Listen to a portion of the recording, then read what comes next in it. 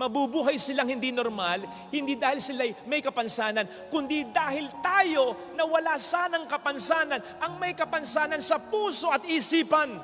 Hindi po pwedeng sabihin ng isang taong walang kapansanan, sa akin lang applicable yan. I am created in the image and likeness of God. Hindi ikaw, kasi, hindi pwede yan. Mas nalungkot ako sa reaksyon ng tao Kasi dinig na dinig mo yung tawanan Ha?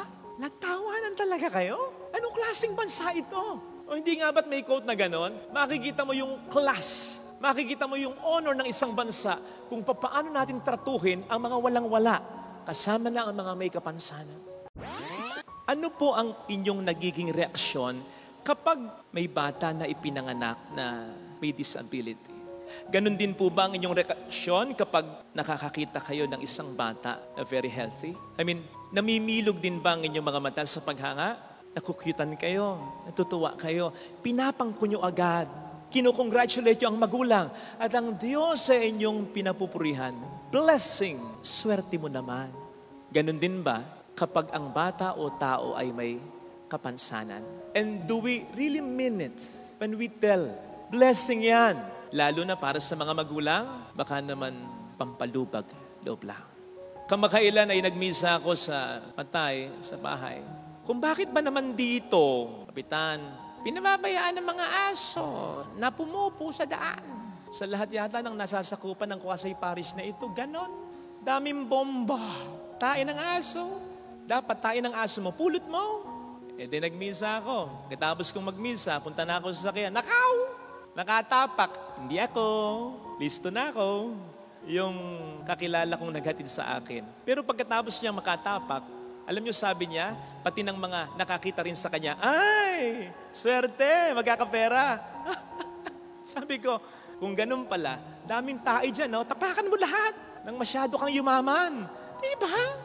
Nung ako'y papaalis na, sinigawan ako nung nakatapak ng pupo ng aso. Pader, pagpag muna tayo. Sabi ko, pagpag mo yung taing natapakan mo. Swerte ka dyan. Pampalubag loob lang. Baka naman ganyan tayo kapag ang isang tao ay may disability. Blessing yan. Baka naman pampalubag loob lang. Mga kapatid, wag sana sapagkat sila ay blessing. Tulad mo, tulad ko, blessing talaga. Narinig po natin sa ating binasang ebanghelyo kung papaano itrato ni Kristo ang ating mga kapwang may disability. Ang sabi dito ay, inilayo muna niya sa karamihan. Bakit? Matagal ng utal. Baka kapag biglang nakarinig, manibago, mataranta, pagtawanan ng karamihan. At hinawakan niya. Pwede naman niyang pagalingin kahit sa pamamagitan ng salita lang. Pero yung paghawak na yon, pagbibigay niya yun ng importansya. Napakalayo nito sa mga tao na pinagtatawanan ang kapansanan ng sinuman. Kung hindi man, hindi pa rin tayo very good. Kung hindi man pagtawanan, okay, hindi pinagtatawanan. Pero nakikita mo ba sila bilang biyaya din tulad mo, tulad ko, tulad ng karamihan? Kasi kung hindi mo lang sila pinagtatawanan, pero hindi mo naman tinitingnan bilang blessing ding tulad mo, tulad ko, tulad ng karamihan, ang ginagawa nating paggalang at pagbibigay ng halaga ay kulang na kulang. Scripture has it. Sabi ng Bible, we are created in the image and likeness of God. We are knit together in our mother's womb. We are fearfully and wonderfully made. Tayo! Hindi po pwedeng sabihin ng isang taong walang kapansanan, sa akin lang applicable yan. I am created in the image and likeness of God. Hindi ikaw, kasi, hindi pwede yan. Sapagkat wala namang sinasabi ang Bible na ganyan. Ang sinasabi sa Biblia ay applicable sa lahat ng tao. In fact, mas magsasalita pa ang Bible tungkol sa pabor na dapat ay binibigay natin sa lubhang nangangailangan. 1 Corinthians chapter 12, ang sabi ni St. Paul, tayo ay bahagi ng katawan ni Kristo. At kung papaanong hindi pwedeng sabihin ng kamay sa paa, hindi ka kailangan. Hindi po pwedeng sabihin ng sino man, hindi kita kailangan sa kanyang kapwa. Kailangan tayo ng mga taong may kapansanan. Kailangan din natin ang mga taong may kapansanan dahil lahat tayo bahagi ng isang katawan. At ang sabi pa ni St. Paul, those parts of the body that seem weaker are all the more necessary. Mas kailangan sila. Mas dapat nilang maramdamang kailangan sila kahit mahina sila. And those parts of the body that we consider with less honor should be surrounded with greater honor. Bakit ba ang Panginoon na nagkatawang tao para sa lahat, mas kasama lagi ang mahihirap, mas kasama lagi ang mga may kapansanan, mga may sakit, maging ang mga makasalanan? Bakit? Di ba dapat para siya sa lahat? Yes, para siya sa lahat. Pero sila ang mas nangangailangan ng kanyang pagmamahal. Dapat, ganun din ang maging attitude natin. Hindi sapat na hindi natin sila pinagtatawanan o pinagkakatuwaan. We should do more than that. Let us give them more importance and greater honor. May report sa ibang bansa, 90% of women na nagpa-check up bago ang kanilang pagluluwal, na nakadiscover na ang kanilang anak ay may Down syndrome, 90% of these women resorted to abortion. Oh, anong reaction natin? Grabe naman! Sama naman! Anong klaseng nanay yan? Ay, ganyan tayo eh. Hindi ko sinasabi na hindi grabe ang kanilang ginawa. Pero sana makita natin yung part natin. Father, anong part ko? Kung ang lipunan natin, hindi lang dito sa Pilipinas, kundi sa buong mundo, ay talagang nagpapahalaga genuinely sa mga may kapansanan, pati na sa mga pamilya nila, lalo na sa kanilang mga magulang. Kung ang mga medical needs nila ay murang-mura lang, o kaya ay libre na lang. Kung ang lahat ng paaralan ay mag-cater sa needs nila, sa special needs nila, na ang kawawang mga magulang ay hindi na maghahanap pa sa may sped. Na ang kawawang mga magulang ay hindi nagagasta ng malaki. Kaya malaki ang ginagasta. Kakaunti ang nag-cater sa mga needs nila. Kaya nakapagtataas ng halaga. Kung ang lahat talaga ay magkakaroon ng pagsasanay kung papaano pangalagaan, turuan ang mga kapatid nating may kapansanan. Kung sa lahat ng lugar na puntahan nila, in place, matic, hindi na kinakailangang i-require, hindi na kinakailangang ipaalala, hindi na kinakailangang i-request ang needs nila. Nandun na. Do you think yung 90% of women na yon, isipin nilang ilaglag pa rin ang anak nila? Kaya nila nilaglag yun. Again, hindi ko pinagtatanggol. Pero pwede kasing ang iniisip nila, kawawa naman yung anak ko. Hindi siya tanggap ng mga tao. At kawawa rin ako. Wala akong suporta pag ganito ang anak ko. So you see, how does it affect our mentality? Yun yung mga nagbubuntis eh. Anong wish ninyo? Anong prayer ninyo? Lord, okay lang. Boy, girl, okay lang kahit ano. Basta normal. Oh, di ba parang ang sinasabi mo, ano yun, pag hindi normal, hindi na biyaya, hindi ka na matutuwa? Come on. Ang sabi ng ating Panginoon sa John 9 verse 3, tungkol sa bulag na pinagaling niya, nabulag siya, hindi dahil nagkasala siya o ang mga magulang niya, kundi upang ang kaluwalhatian ng Diyos ay makita sa buhay niya. Pwede mong alisin yung bulag, palitan mo ng pipi, palitan mo ng bingi, palitan mo ng pilay, palitan mo ng may Down syndrome. May Down syndrome siya, hindi dahil makasalanan siya o ang mga magulang niya, may Down syndrome siya, upang ang kabutihan, kadakilaan ng Diyos ay makita sa pamamagitan niya. So you see, lahat tayo normal sa tingin ng Diyos. Lahat tayo may purpose. Yun ang purpose ultimately ng lahat. Ang makita sa ating buhay, ang kadakilaan ng Diyos. Ang dahil sa atin ay purihin ng tao ang Diyos. Ang dahil sa atin, magpasalamat sa Diyos ang tao. And for all you know, mas maraming mga kapatid tayong may kapansanan ang ipinagpapasalamat ng kanilang pamilya kesa sa mga walang kapansanan.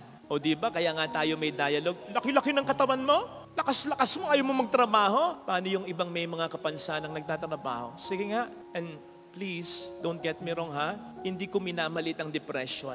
Pero diba, pwede mo rin sabihin sa kanila, wala kang kapansanan, yung problema mo masyadong, hindi ko minamalit ang depression na, pero tingnan mo naman yung may kapansanan na masayang namumuhay, yung nakikita ang purpose niya, yung kinakount ang blessings niya. May nagpa-bless sa akin, 2 anak niya eh. Nung bine-blessan ko na yung anak niya naka-wheelchair, sabi sa akin ng nanay, Father, wag yan, ito ang i-bless mo. Yung malikot, siya po ang stressful sa akin eh. Kita niyo yun?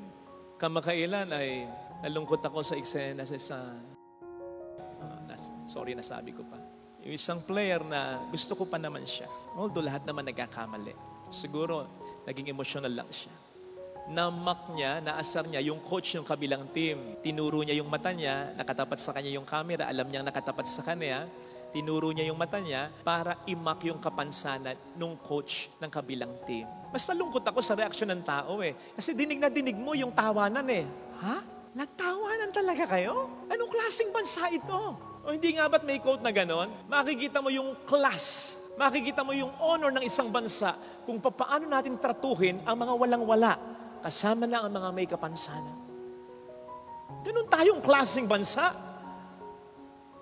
Kaya hindi nakapagtataka yung circus natin ngayon sa politics, di ba? Hindi nakapagtataka yan.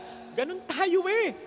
Hindi natin itaas ang antas ng ating rangalan. Naman. So nagtawanan. Buti yung coach, alam mo yun, makita mo, alam ko nasaktan siya, pero relax lang. Hindi niya ni-rally behind him yung mga netizens na i-condemn yung player. Hindi. Nag-okay na nga sila. Alam ko, nagkasundo na sila. Sa eksena ngayon, sa eksena lang naman yun, without judging each of them. Sa eksena lamang na yun. Kanino mas nakita yung kadakilaan ng Diyos? Sa mga walang kapansanan na tumawa o sa may kapansanang inasar pero naging mas makatao siya? Kaya nga, talagang para sa akin, ang pagkakaroon ng kapansanan ay hindi naman kakulangan eh. Pwede bang magkulang ang Diyos? Sige nga, pwede bang magkamali ang Diyos? Hindi. Ano mang kakulangan yan, may ilalagay ang Diyos na katangian yan, kung saan mas mag-e-excel yan, na yung pag-e-excel niya, hindi kakayanin ng sinumang walang kapansanan. Manapa hindi kakulangan, kaibahan ng kakayanan. Kaya hindi disability, different ability. Lahat tayo gifted. Lahat tayo, sabi ni San Pablo, pinainom ng isang espiritu. Ang Espiritu Santong nagkakalob ng mga talento. Iba't ibang lalagyan lang tayo. Pero pare-pareho tayong may tubig, biyaya ng espiritu. Ibang-ibang hugis ng lalagyan lang tayo. Unless makita natin yon. Kung hindi natin makikita yon, ang mga kapatid nating may kapansanan ay hindi mamumuhay ng normal. Hindi dahil sa sila ay hindi normal, kundi dahil tayo ay hindi normal. Mabubuhay silang hindi normal, hindi dahil sila may kapansanan, kundi dahil tayo na wala sanang kapansanan, ang may kapansanan sa puso at isipan. Tayo ang may kakulangan sa puso at isipan. Maging sa ating pananampalataya, sapagkat ang sabi ng Panginoon, kung mahal talaga natin siya, kompletohin natin, mahalin natin ang ating kapwa. Pero kulang pa rin yan, sapagkat ang sasabihin sa atin ng Panginoon, sa James 1 verse 2, ang tunay na pananampalataya ay nagmamahal sa kapwa-tao at hindi nagtatangi ng tao. Lahat ng tao minamahal ng isang tunay na Kristiyano at sumasampalataya kay Kristo. Mga kapatid, kung lahat lang tayo magiging ganito, kung lahat lang tayo magiging ganyan, ang kapansanan ay hindi magiging kapansanan. Ang kapansanan ay parang magiging normal na lang. At gusto ng Panginoon, ganyan. Saan ba tayo nagkaiba? Sa kakayanan lang. Doon lang tayo nagkaiba. At ang sabi ng Panginoon sa mayroong mas kakayanan, to him or to her, to whom much is given, much is also required. Sa sino mang mas pinagkalooban ng kakayanan, mas malaki ang sa iyo ay inaasahan upang suportahan mo ang mayroong kakapusan sa kakayanan. Di ba ganun ang katawan? Ang hindi ma-perform na task ng kaliwang kamay, ipe-perform nung kanang kamay. Ang hindi kayang i-perform na task ng isang kidney, ipe-perform ng isang kidney. Magtutulong-tulong yan. Ganun dapat tayo bilang simbahan. Ganun dapat tayo bilang pamayanan. Because after all, kahit wala tayong kapansanan, darating din naman ng panahon na hihinaan tayo. Magkakasakit din tayo, mararatay din tayo. Kahit gusto nating lumakad, hindi na tayo makakalakad. Kahit anong pilit natin, hindi na tayo makakakita. Mawawala ang pang-amoy, unti-unti. Kaya ngayon pa lang, magtanim na tayo ng mabuti. Lalong-lalo na sa mga mas nangangailangan ng ating buti. Sa mga taong walang-wala, sa mga taong kapos, maging sa mga taong may kapansanan. upang umani din naman tayo ng kabutihan kapag tayo naman ang nangangailangan. Remember na kung anong itinatanim natin, yun ang ating aanihin. At tandaan natin, ang pinakatagapaghasik ang pinaka-farmer ay ang Diyos. Kaya kung ano ang hindi maiganti sa iyong kabutihan ng iba, ang Diyos ang siyang gaganti sa iyo. Lalo pat siya naman ang nagsabi, ano mang gawin mo sa isa sa maliliit na ito, sa mga walang-wala, sa mga may kapansanan, sa akin mo ginawa.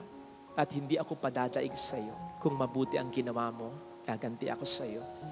Ipaparamdam ko sa iyo na nakita ko ang ginawa mo at mas mabuti ako. Ito sana ang hilingin nating biyaya sa banal na pagdiriwang na ito.